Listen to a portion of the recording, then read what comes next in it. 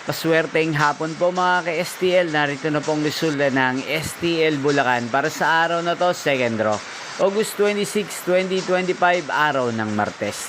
Naway ang mga natayaan niyo po mga numero kanina ay manalo nawa ngayong hapong ito, 4 PM. Kaya kunin niyo na po yung mga ticket. Narito na pong resulta.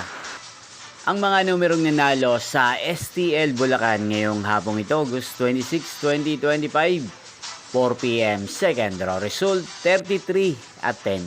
In exact order. Again, 33 at 10.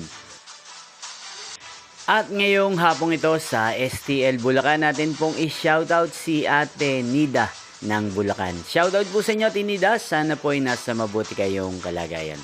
Inyo pong napanood ang resulta ng STL Bulacan. Magkita-kita pong muli tayo mamayang 8 PM. Thank you for watching.